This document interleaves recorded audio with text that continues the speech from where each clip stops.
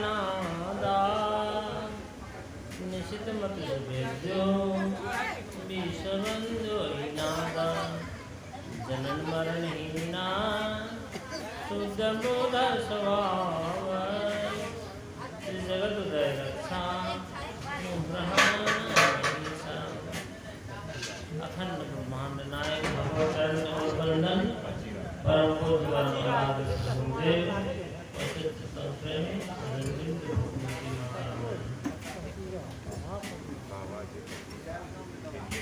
भाग की बात है।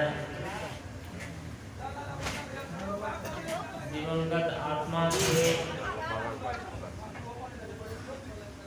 अंत्येष्टि कर्म के उपलक्ष्य में सत्संग कार्यक्रम रखा गया है और ये सत्संग कार्यक्रम से हम बहुत कुछ प्राप्त कर सकते हैं। कहते हैं रहे निरंतर सद्गुरु दाया साधु संगति करे सब कुछ रहे निरंतर सद्गुरु दाया साधु संगति करे सब कुछ प्राप्त। सब कुछ से मतलब सब कुछ तो बहुत जो होना चाहिए। सब कुछ के मतलब जो चीज प्राप्त करने के बाद और कुछ प्राप्त करने के बाद और कुछ दुनिया में हो ना हो, लेकिन वो चीज मिल जाने के बाद और चीज मिले न मिले उतना प्रदान करने वो कौन हो जाता है। वो कौन हो जाता है ये मुक्त। वो कौन सी चीज है? जीवन में चार पदार्थ में चार पोशाक अर्थ धर्म काम मोक्ष। रामायण में भी वर्णन भागवत में भी कहते हैं जीवन में चार चीजें अर्थ धर्म काम मोक्ष। सबसे पहले कहा अर्थ। सबसे पहले उच्चारण किसका है? अर्थ। अर्थ के बिना कुछ नहीं। अर्थ के बिना तीनों पुरुषार्थ करो। अर्थ मने धन संपत्ति।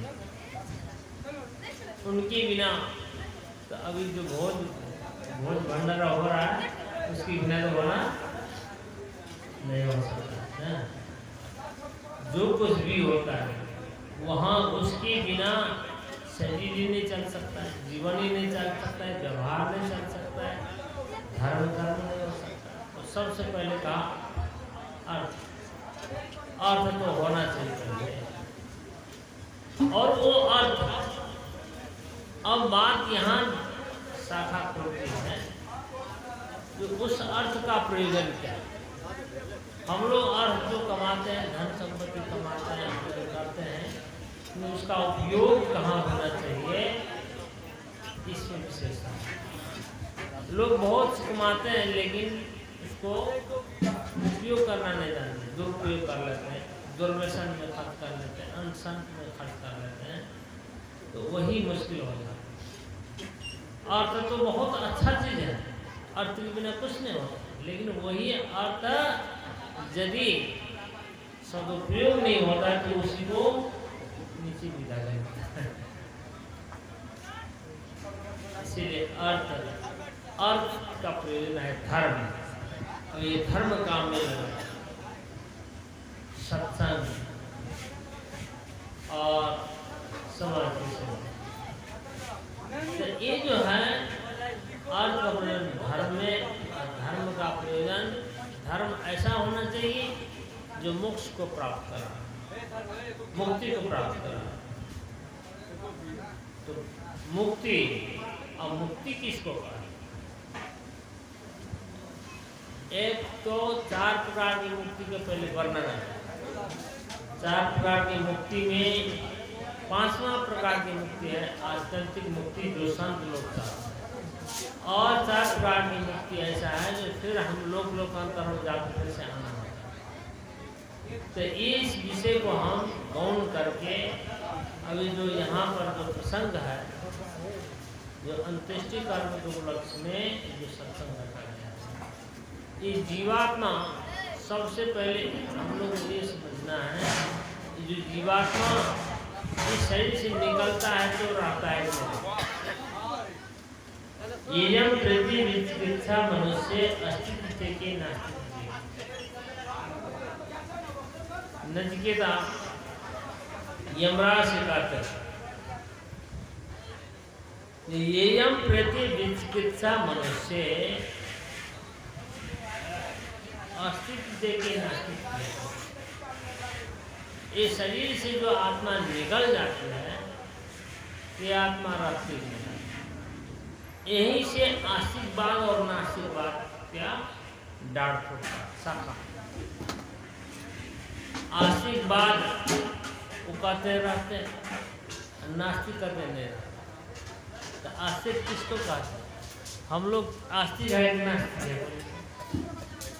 हम लोग आस्तिक है कि नास्तिक है?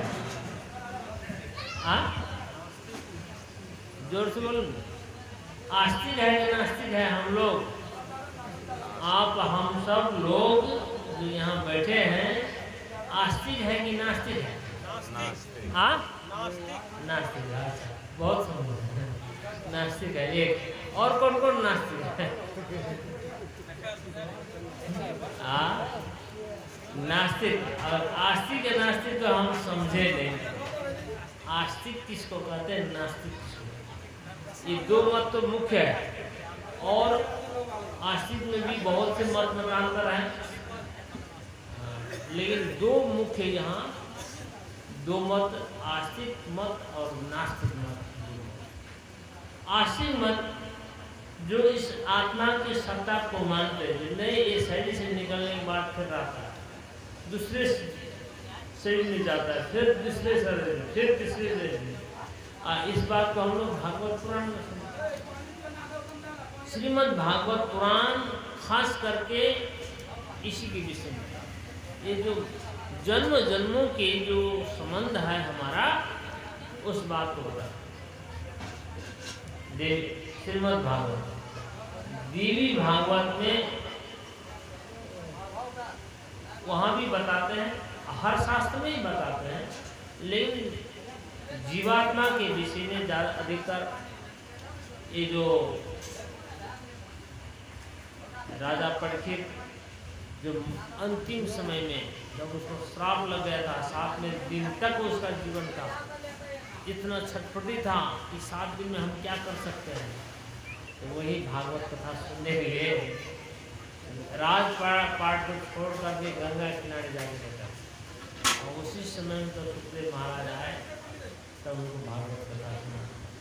और उस भागवत में यही बात बताते हैं। खास भागवत के लोग कहते हैं पंडित लोग होते हैं। पंडित तो बहुत बड़ी चीज़ है। पंडित किसको कहते हैं? पंडा यस्यास्ति पंडा पंडिता। पंडा माने पंडा जिसको है उसको पंडित कहते हैं। पंडा जिसको सद असद विवेकी बुद्धि, सद असद विवेकी, सद असद के विवेक करने वाली बुद्धि को पंडा कहते हैं। और वो बुद्धि जिसके पास है पंडित की मतलब हम लोग इसको ब्राह्मण कहते हैं। ब्राह्मण शब्द का भी अर्थ विशेष है। ब्राह्मण शब्द का अभी मैं दिल्ली गया था तो महात्मा लोगों को समय उसमें ब्राह्मण शब्द का विचार है। जो ब्राह्मण में और कहते हैं जो वेद केवल ब्राह्मण ही पढ़ सकता है, तो वहाँ पर वेद में और सबके भी कहा जो ब्राह्मणा अभिवदन्ति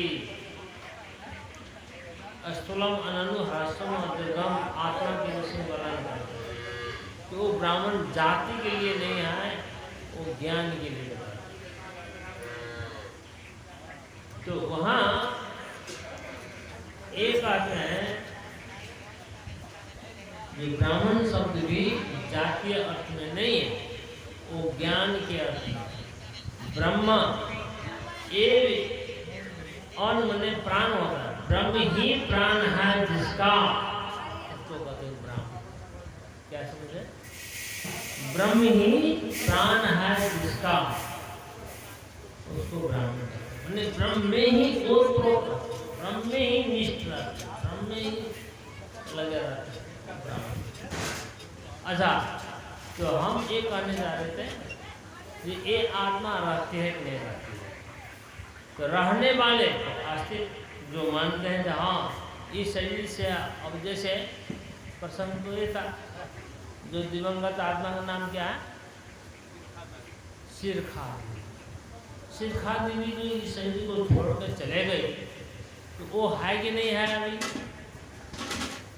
अभी है कि नहीं कि समाप्त हो गया? हाँ अभी है कि नहीं है कि समाप्त हो गया? तो कहेंगे तो इस संसार से चले गए, कौन देखता है?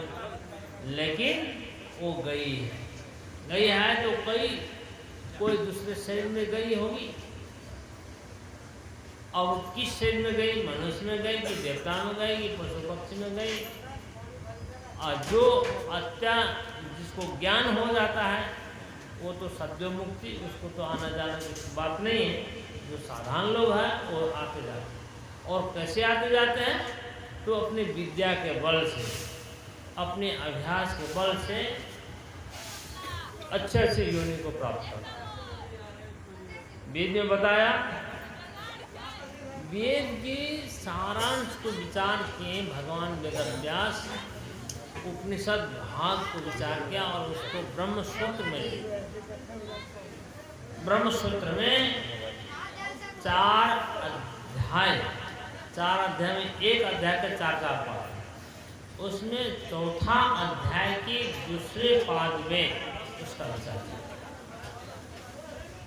चौथा अध्याय के दूसरे पाद में एक जीवात्मा के मृत्यु के विषय में विचार किया। ये शरीर से निकलता है, कैसे निकलता है, और उपनिषद के मंत्र को ही विचार करके संक्षिप्त में लिख जा सकते हैं। कहते हैं वांग मनसी, इतने कर दें। अब इसका मतलब क्या? इसके लिए फिर वेद मंत्र हो जाए। एक दूसरा अध्याय, चौथा अध्याय के दूसरा पाद में वांगमनसी तथा प्राणा, वांगमनसी तथा प्राण तदोपूर्व जलनम तत्काशी द्वारो विद्या सामर्थ्या, ये सब बात। तो वहाँ पर, अब यहाँ पर मैं एक थोड़ा सा पॉइंट विचार करने जा रहा हूँ। जो हम लोग जो अभ्यास करते हैं, ध्यान साधना करते हैं, कि वेद अभ्यास करते हैं, कि कुछ भी करते हैं, उसके बल से जीवात्मा अलग अलग गति को प्राप्त करता है। नहीं तो सबको एक ही प्रकार हो। अभ्यास करके क्या मतलब है? नहीं, ये विद्या सामर्थ्या तदोपूर्वजलम तत्काशुदारो विद्या सामर्थ्या तदोपूर्वजलम। ये जो जीवात्मा निकलते हैं, तो मैं कई बार यहाँ पर बोला था, लेकिन एक बार में तो पता नहीं लगता। ये जीवात्मा यहाँ शरीर से जब निकलने लग जाता है, तो हृदय के अग्रभाग, यहाँ हृदय में सारा शक्ति को समझ, सारे इंद्रिय यहाँ, आँख कान नाक मुख जितनी भी इंद्रियां हैं सब सिमट। एक जैसे कोई चलते हैं ना कहीं जाने के लिए, कोई राजा जब निकलता है सवार में, तो सब उनका दल फौज साथ में निकलते ना, उसी प्रकार ये आत्मा जो निकलने लग जाते हैं, तो उसके साथ साथ दल फौज सब निकलते हैं। आत्मा का दल फौज क्या है? आत्मा के साथ साथ कौन निकलता है? क्या क्या है? तम उत्क्रांतम प्राणो अनुक्रामति, प्राणम अनुक्रांतम सर्वे प्राणा अनुक्रामन्ति, सब विज्ञान भवति, सब विज्ञान में अनुवाक्रामति, सब विद्या कर्मणि समन्वार्थेति प्रज्ञाचा। तम उत्क्रांतम, तम माने आत्माना, आत्मा के निकलने पर उसके पीछे प्राण रखना। आत्मा के पीछे प्राण, और प्राण के पीछे सर्वे प्राणा का मैंने मन इंद्रिय आदि सब। तो आत्मा आगे, उसके पीछे प्राण मन इंद्रिय आदि सब। तो ये मन प्राण मन इंद्रिय क्या है? इसको कहते हैं सूक्ष्म शरीर और कारण शरीर। ये आत्मा इस स्थूल शरीर को छोड़ देती। ये जो स्थूल शरीर है 5 तत्व का बना हुआ, अब लोग ध्यान से सुनिए, 5 तत्व का बना हुआ जो ये काला घोड़ा शरीर है, मोटा ताजा, चाहे कितना पहलवान भी हो, इस शरीर को छोड़ने के बाद वो शरीर कोई काम नहीं रहता। ये स्थूल शरीर का पेश है। और इसके अंदर में और सूक्ष्म शरीर है, कारण शरीर है, 3 शरीर है। कहीं कहीं आप लोग सुनेंगे 5 शरीर, वो मन कर रहा है। शास्त्र में कहीं 5 शरीर का वर्णन नहीं, कहीं भी 5 शरीर का वर्णन नहीं। संस्कृत में, हिंदी में तो कहीं लिख देंगे अपने मन से, तो अलग बात है। हाँ, एक बार ऐसी बात हुआ था, मैंने कहा अब जिदा जिदी हो जाता कहीं कहीं, लेना भी पड़ता है। वो बोल रहे नहीं 5 शरीर है, अब मैं 3 शरीर का वर्णन कर रहा था, दिमाग से कर रहा था। तो जब फैसला की बात आई, मैंने कहा ठीक है, 5 शरीर यदि संस्कृत में कहीं लिखा हुआ हो, वेद में, उपनिषद में, कि कुरान में, कि और कहीं संस्कृत में 5 शरीर कहीं लिखा हो, तो हम गुलामी से 5 शरीर कहीं लिखा और हिंदी में तो कहीं भी लिख देती 5 शरीर, 7 शरीर, 1 शरीर, जितना भी लिख। हिंदी का प्रमाण नहीं, क्योंकि वेद जो है वो प्रमाणिक ग्रंथ, उपनिषद, जिसको सारा दुनिया के विद्वान लोग माने। तो वेद में, पुराण में 3 शरीर का वर्णन है। तो 3 शरीर में ये स्थूल शरीर जो देख रहे हैं, और सूक्ष्म शरीर भी आप जानते हैं। सूक्ष्म शरीर जब हम सपना देखते हैं, हाँ, ये स्थूल शरीर यहाँ खाट में सोया हुआ रहता है, सपना में देखिए कहाँ कहाँ घूमते हैं। तो परमात्मा यही आपको दिखा रहे हैं, यही शरीर नहीं है, दूसरा भी शरीर है जिससे भोग होता है, जिससे आप स्वर्ग नरक की जो बात करते हैं, कौन देखा है स्वर्ग नरक कहते हैं ना, तो दूसरे सूक्ष्म शरीर से, कारण से उसका भोग, और फिर वो जीवात्मा भटक के फिर स्थूल शरीर को प्राप्त होता। कोई जल्दी प्राप्त कर लेता है, कोई आत्मा जल्दी ही चले जाता है, और कोई आत्मा भटकता है। वही भटका हुआ जीव भूत प्रेत पिशाच हो जाता है। यदि आपका सूरत अच्छा बना हुआ है अभी, तो आपका जहाँ सूरत है वहीं चल जाए। राजा भरत की कथा आप लोग सुने, भागवत में बहुत से कथा है, जो अंत समय में जो चीज के चिंतन करेंगे उसी में जाते हैं। इसीलिए चिंतन को पहले ही ठीक करने के लिए कहा, आपका चिंतन किधर है, आपका चिंतन कहाँ है, वही आप लोग, आपका मनस्थिति जैसा है वही आप, अपना रूप वही, आपके मानसिक स्थिति जैसा है आप वही है। ये स्थूल रूप में देखे पड़ रहे हैं, हमें फलाना स्थूल से छुप जाता है, और सूक्ष्म से, जैसे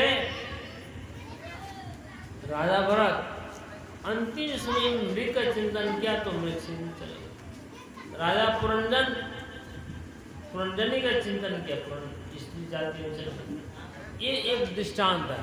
इसी प्रकार हम लोग भी अंत समय में कहते हैं, इसका वेद शास्त्री कहता है, यम यम वापि स्मरण भावं त्यजन्ति अन्ते कलेवरं तम तमेव सनाप्नोति नान्थास्ति शासना।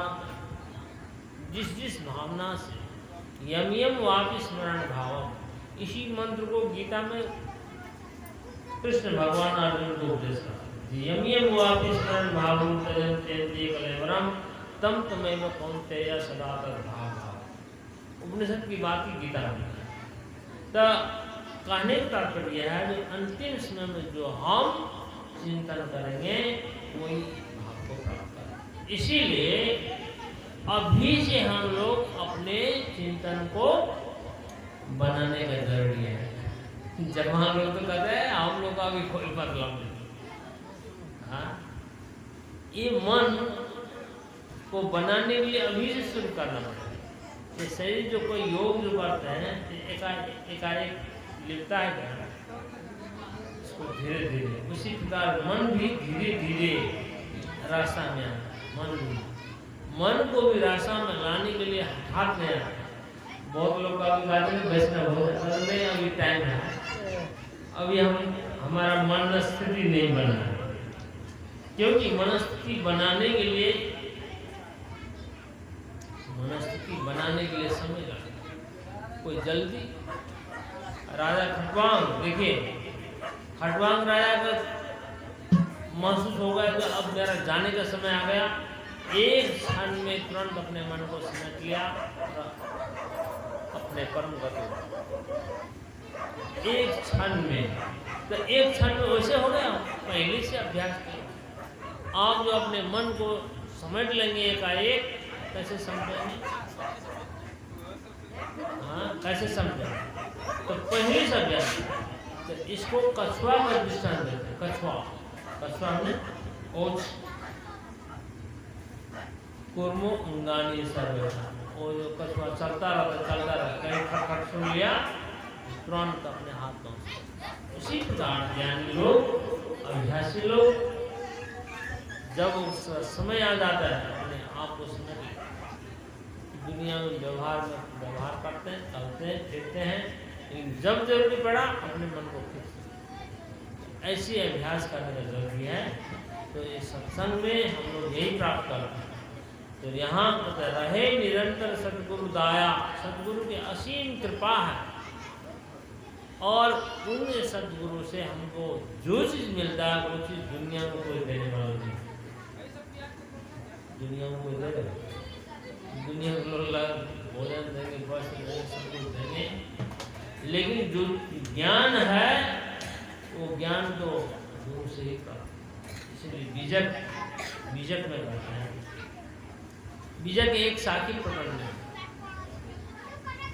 आप ही गुरु कृपा कीना, निर्गुण अलग लखाई, सहज समाधि उन्मुन जागे, सहज मिले रघुराई। रामचंद्र भगवान का नाम। आप ही गुरु कृपा कीना, आप ही गुरु, यदि गुरु महाराज कुछ कृपा कर देते हैं शिष्य पर में, तो आप ही गुरु कृपा कीना, निर्गुण अलग लखाई, और निर्गुण जो अलग इंद्रिय से अलग, इंद्रिय मन बुद्धि से अलग है, वो लखने में नहीं आने वाला चीज है, उसको लखाने वाले, उसको जनाने वाले वो गुरु। आप ही गुरु कृपा निर्गुण अलग लखाई। अब कैसे लखा देते हैं? तो उसका भेद दे बता। और वो भेद क्या है? सहज समाधि उन्मुनि जागे, सहज मिले रहे। आपकी सहज समाधि हो जाए, उन्मुनि को समझ लेंगे, उन्मुनि को प्राप्त कर लेंगे, तो अपने आप को खोजने का जरूरत नहीं पड़ना, वो अपने आप अनुभव है। तो यही बात है।